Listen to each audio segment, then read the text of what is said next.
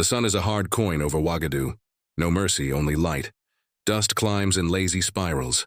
Wind finds the cracks in concrete and whispers through them. Inside a makeshift negotiation room, a tarpaulin, a folding table, a single fan that does nothing. Two men sit like two different histories. One man is young in years and old in burden, Ibrahim Traoré.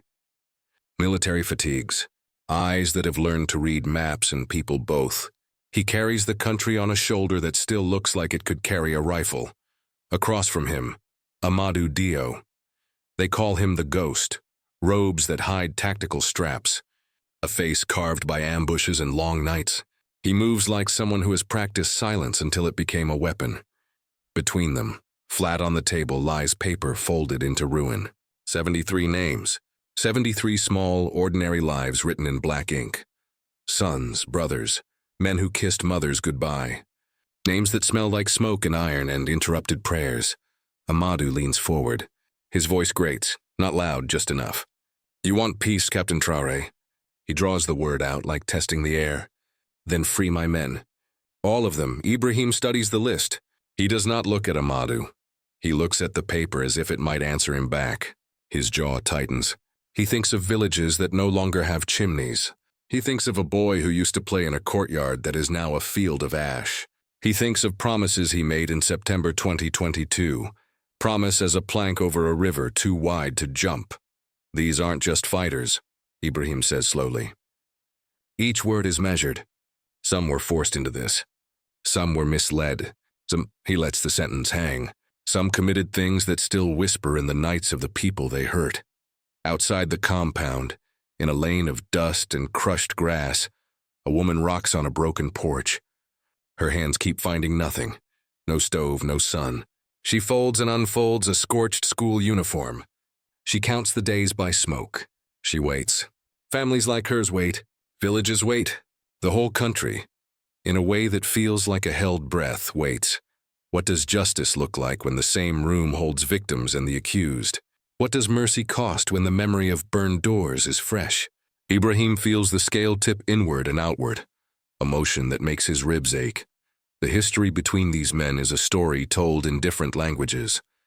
Amadou's network runs like veins across the Sahel. Supply routes. Young men ripe with anger, the promise of power to those with nothing. For 3 years he has been a rumor that became fact.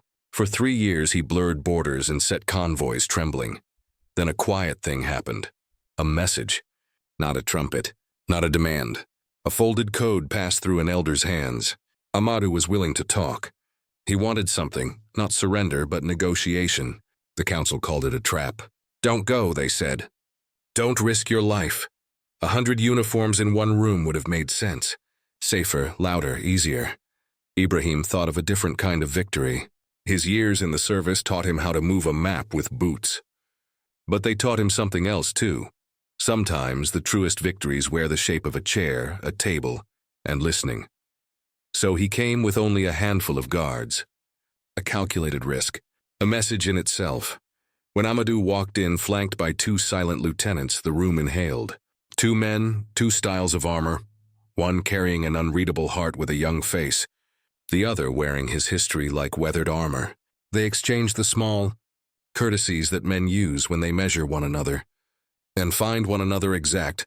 The negotiation began like circling, territory, food, water, the old grievances, real and imagined, spun like flies. Then Amadou laid the demand flat on the table like a verdict. My men, he said. 73 in your prisons. Some taken in raids, some turned in by frightened villagers. Release them. Return, we guarantee safe passage for aid convoys. No more attacks on schools, no more burning of clinics. Let us keep our roads and your people will eat. Pause. The offer is simple. The cost is not, listen to me, would you free them? All of them? Imagine the faces of the victims. Imagine the faces of the men behind these names. Imagine a country that could sleep again because a road was safe. Or imagine a country that wakes to new ruins because mercy was misapplied. Ibrahim's hand goes to the list. He runs a thumb along the names, a private liturgy. Each name has a story. Each story might break someone. He can feel the weight of 73 decisions pressing on a single pen. He can free them all. He can refuse them all. Outside, someone starts to hum an old hymn, a thing that happens when towns try to call normal back into their streets. Inside, the fan clicks and spins. The guards' boots whisper. The regional observers watch in a way that feels like thin paper between two fires. Ibrahim looks up.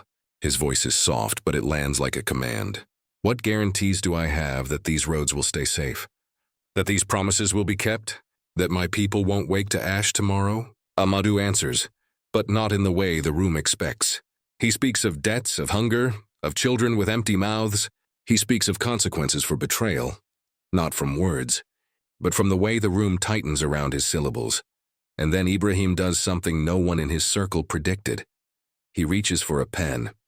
What he writes, and why, will be a choice that shapes more than one lifetime.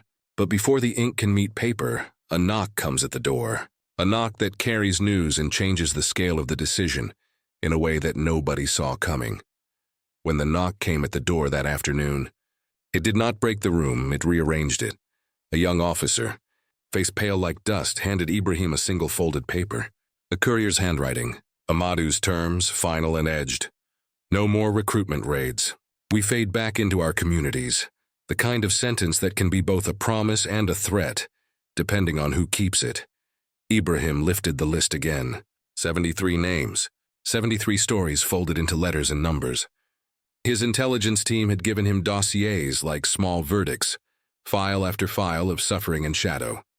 Name 17, suspected of burning a school. 23 children died. Name 41, accused of executing village elders who refused to give supplies. Name 56, a boy of 16, stolen from his mother at night, forced to carry a rifle and a guilt no child should bear. How do you weigh a school against a road? How do you place a boy's stolen childhood on the same scale as a village's ash?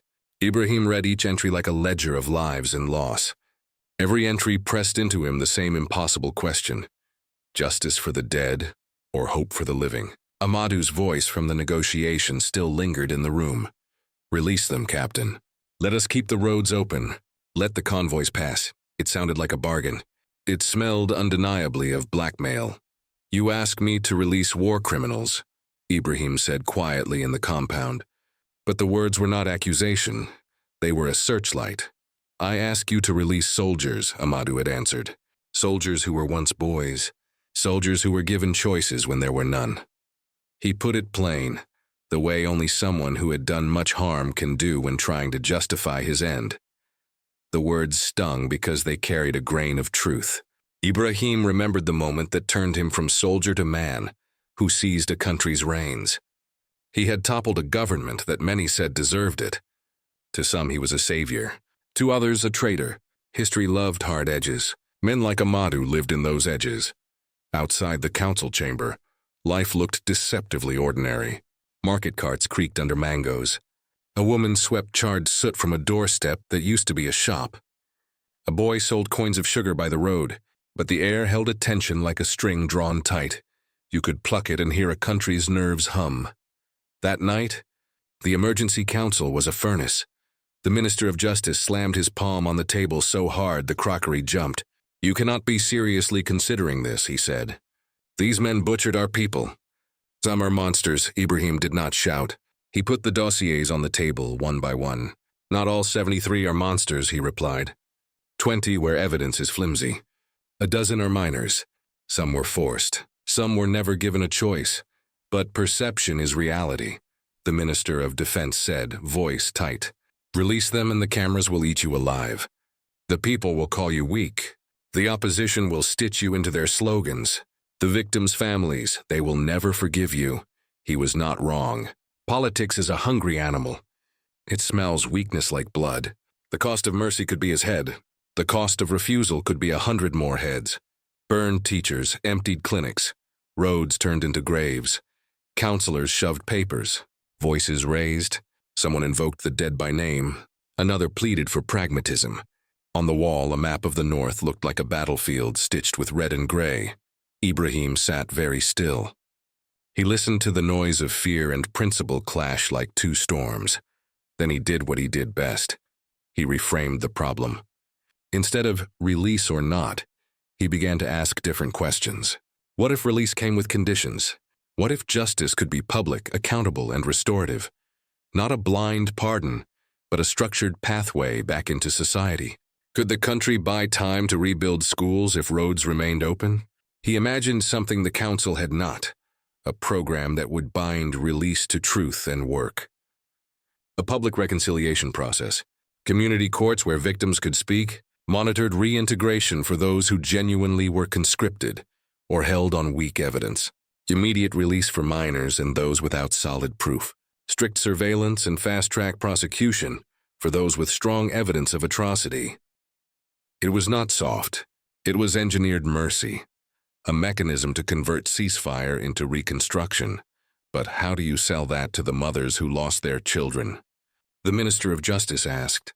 How do you tell them that the man who burned their school will be walking free because he'll confess in a community hall?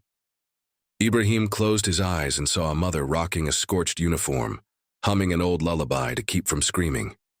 He saw the boy of 16 in a cell, hands still learning to be small again. We do not sell it, Ibrahim said. We ask for it.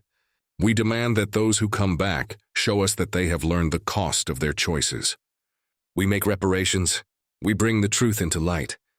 We remove the cloak of impunity and replace it with work, restitution, and public accountability. We make them prove their repentance. His proposal was a bet, a dangerous one, a moral engineering of a fragile peace.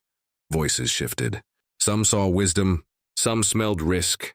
The public, Ibrahim knew, would not hear the caveats. The opposition would not be generous with nuance. Then came the timeline Amadou had given in that folded paper. 48 hours. You have 2 days, Amadou's courier had said. After that, our ceasefire is void. We will not be held accountable for what follows. 2 days. For a nation to change course, 2 days are a lightning strike. Ibrahim's advisors wanted stratagems. Delay. A secret operation to seize the network overnight. They promised victory stories if he'd only order the raids. But Ibrahim had learned that raids could kill a network and leave a country broken. He had watched how revenge breeds revenge until only ashes remain. The decision that would make or break him had to hold both steel and mercy. It had to keep roads open and faces honest. It had to answer the mothers as well as the markets. So he made a choice that stunned even his inner circle. He called for a live address to the nation at dawn, not a curt decree in a papered room, not a closed-door order. He would speak to every market, every porch, every radio and phone. He would put the problem before the people, with the evidence, with the names, with the plan. An immediate release for minors and those with weak evidence. Conditional release for others tied to truth-telling and reparations. And a special fast-track tribunal for the worst offenders. He would offer amnesty only where it led to restoration, not anonymity. Why public? Because power hides in silence. Because the wounds of war cannot be healed in secret. Because accountability, when witnessed, can be a bridge. His ministers were aghast. You will be crucified, one said. You will hand your enemies a rope. Ibrahim folded his hands. And we will give mothers a voice, he answered. We will build them schools. We will guard the roads. We will demand truth. Outside the palace, the city pulsed with ordinary life. Inside, the plan was set. A nation's fate would now hinge on a speech, on a petition for trust, on a public experiment the likes of which Burkina Faso had not seen. At dawn, when the cameras were still blinking awake, Ibrahim stood beneath lights that felt like a second sun. He looked into the lens as if into a mirror. He held the list of 73 names. Behind him, maps and dossiers. Before him, a country that had asked for boldness. He began to speak. His words were not the end of the story. They were the ignition. And then, half a minute into the address, the feed cut. Not a glitch. A targeted blackout. Every screen in the capital blinked to black. Outside, a horn wailed. In the distance, a column of smoke rose. Someone had decided to answer his speech before the people could. Already, Ibrahim Traoré's presidency was a question mark written across a burning sky. A soldier turned statesman. A young man who had seized a country's steering wheel from chaos and dared to promise transformation. Every word he spoke was weighed. Every silence dissected. And now this choice was about to become the line that defined him. In the council chamber, the air was heavy, thick with the smell of paper and sweat. Colonel Basil, Ibrahim's most trusted advisor, leaned forward. His voice was low but sharp enough to cut the tension. "Captain, I've stood beside you for 8 years. I've seen you make decisions that would break most men. But tell me honestly, is this about peace or about proving something?" The question hung in the air like smoke. Ibrahim turned away from the table and walked toward the great map of Burkina Faso pinned on the wall. The map looked less like geography and more like a wound: red pins, insurgent attacks; blue pins, military outposts; yellow, pin displacement camps. There were too many yellow pins, the color of loss, the color of exhaustion. He traced the map with a finger, as though touching the pulse of the land itself. "Every morning," he said quietly, "I read reports." He didn't raise his voice, yet the room stilled. Yesterday, a convoy of medicine was ambushed. 3 aid workers dead. Last week, a school reopened in Dori. Children laughed for the first time in 18 months. This morning, in Jibo, a woman gave birth to twins in a tent with no clean water. He turned.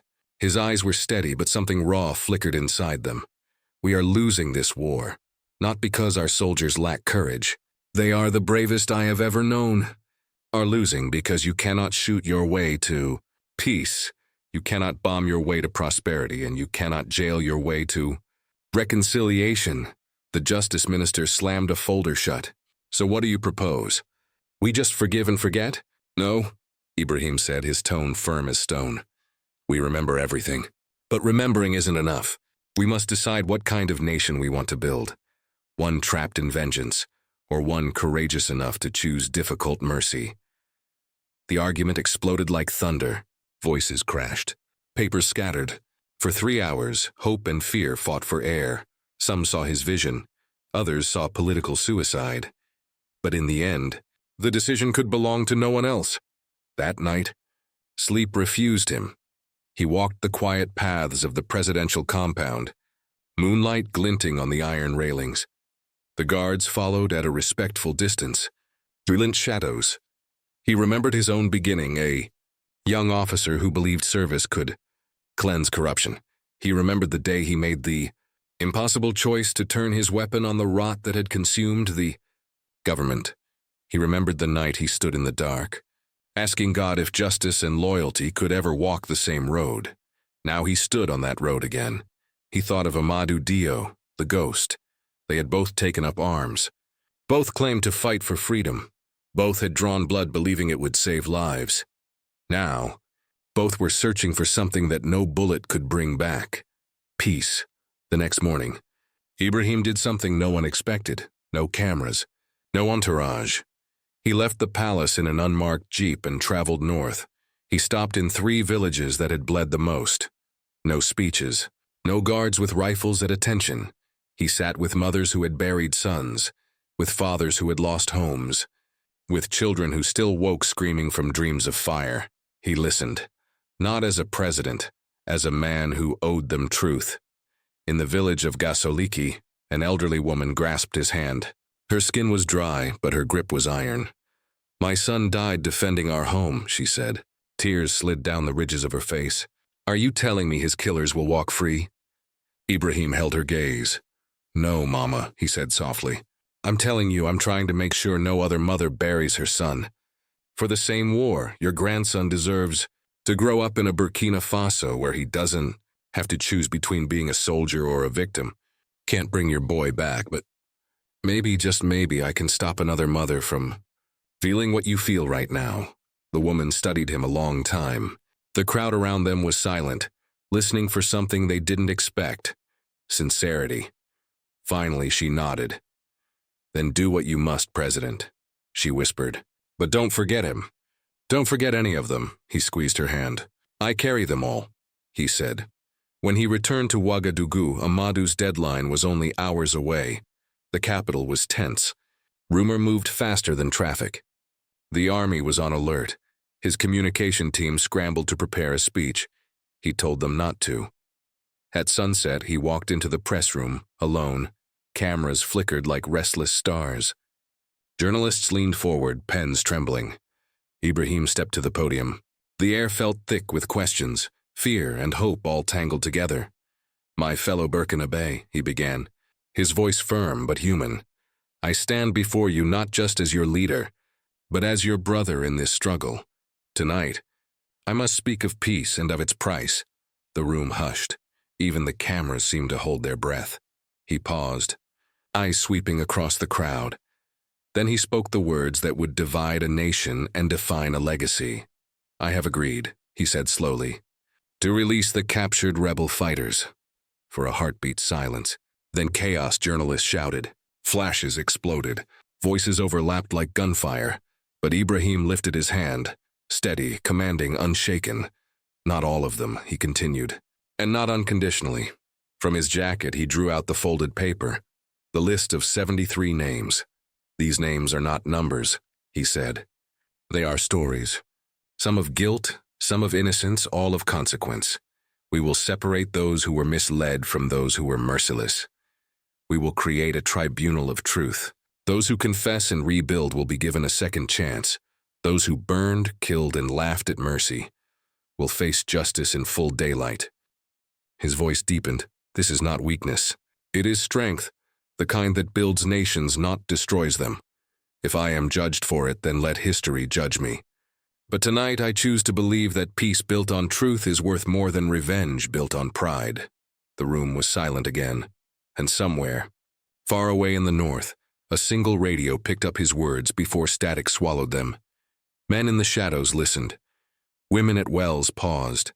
A nation, torn, watching, waited to see if peace could hold.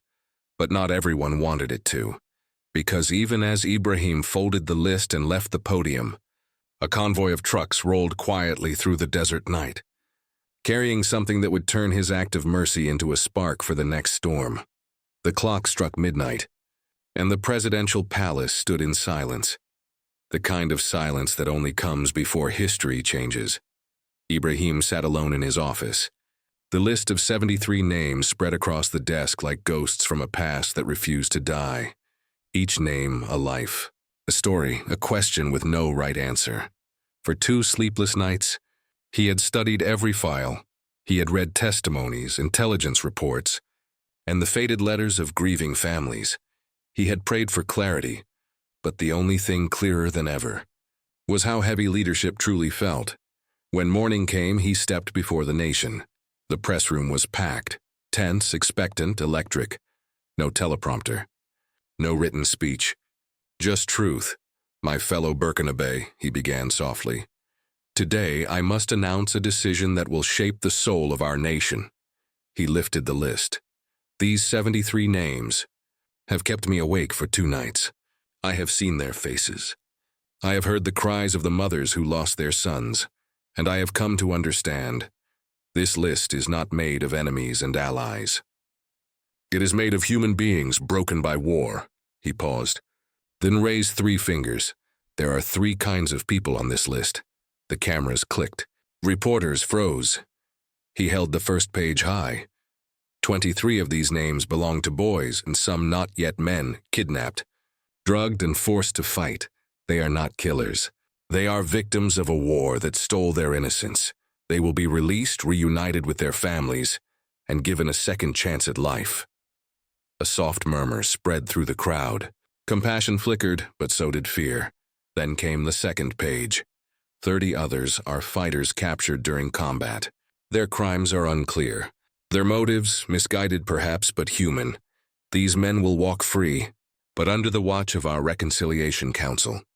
They will work, rebuild, and atone under the eyes of their own communities.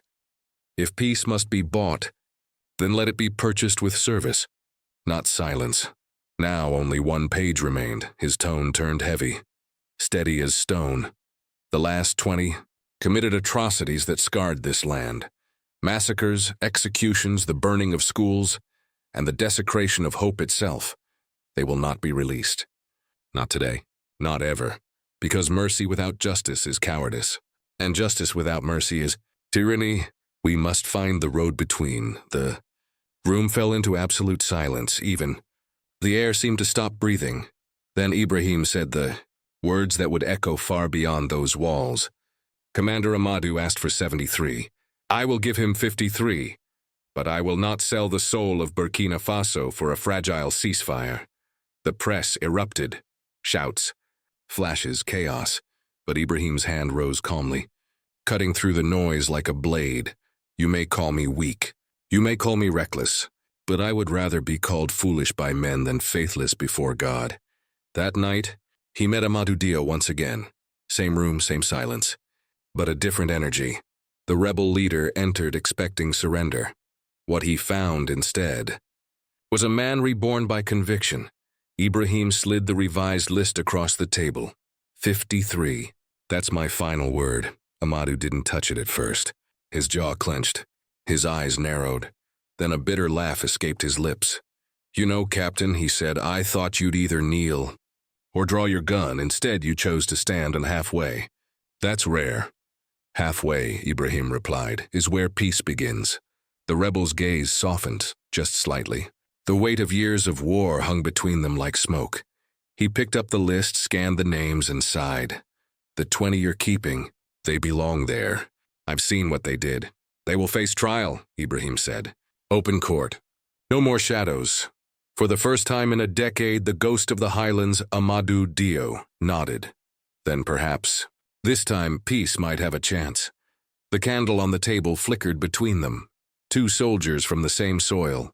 Enemies by circumstance, bound by exhaustion. Outside, thunder rolled across the horizon, as if the sky itself was listening. That night, as the palace lights dimmed, a nation held its breath. Peace had not yet arrived. But hope, fragile, trembling, alive, had finally returned to knock on its door. Amadou folded the list and slipped it into his pocket. You're gambling, Captain Traoré, he said. Gambling that this gesture will hold peace, that my commanders will accept half measures, that I won't call you weak.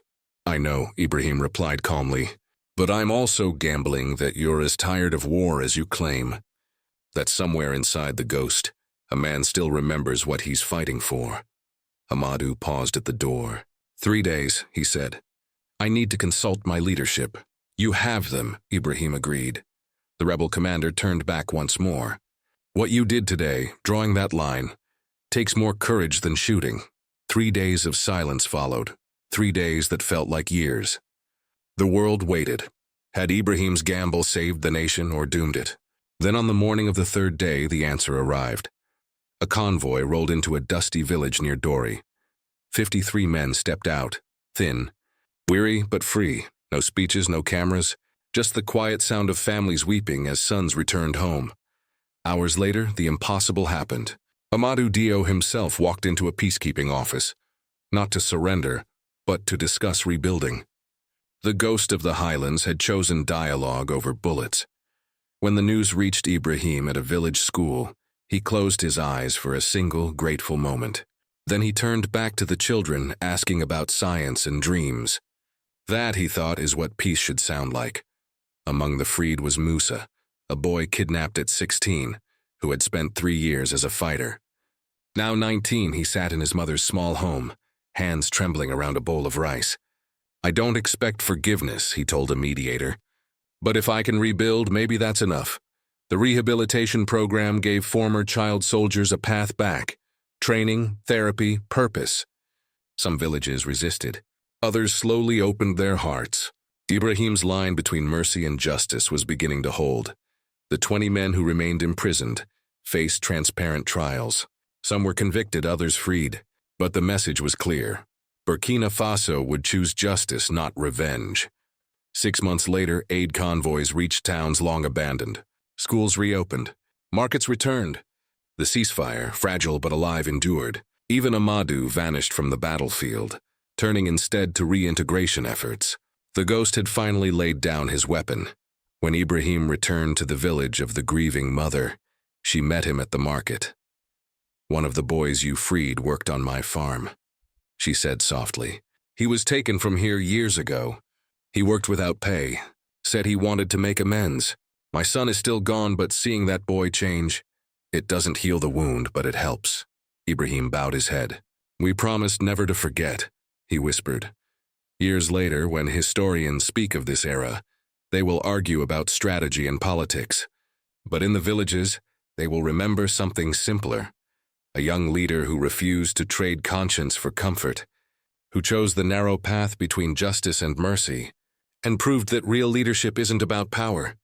It's about courage.